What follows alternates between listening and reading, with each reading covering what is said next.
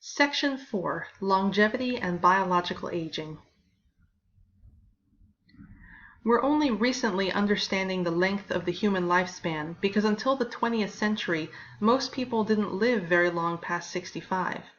In fact, that's why that was chosen as the original retirement age, to give people a couple of years to rest before they die.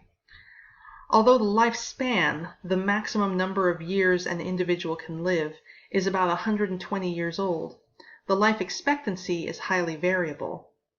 On average, the life expectancy in the U.S. as of 2018 was 79 years. Again, this varies though.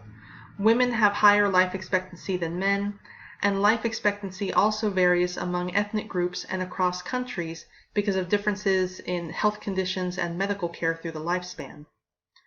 On an individual level, nutrition, exercise, and lifestyle all have the capacity to increase or decrease a person's life expectancy.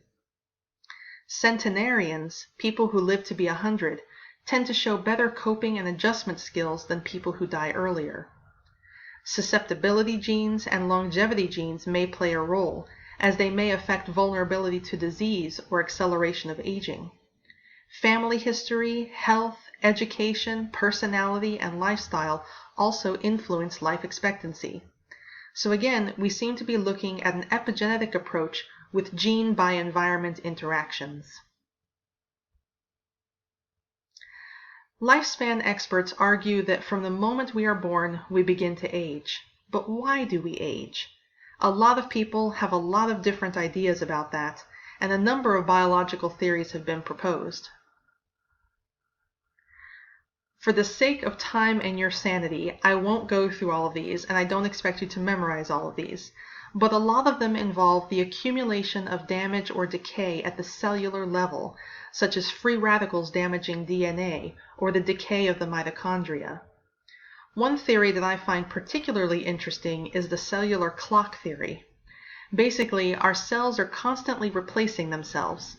For example, you're constantly shedding small bits of dead skin, but your cells divide and replace it.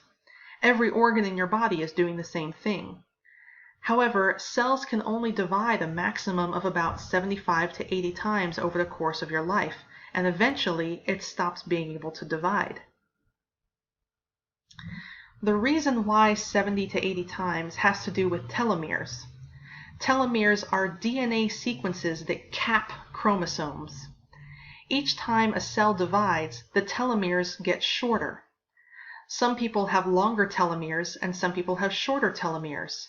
Some people's cells divide more frequently, and some people's cells divide at a slower pace. At any rate, after about 70 to 80 replications, the telomeres are expended and the cell dies without being replaced because it can't divide. So that's the theory that keeps me up at night with a sense of existential dread at having a cellular clock ticking down to zero.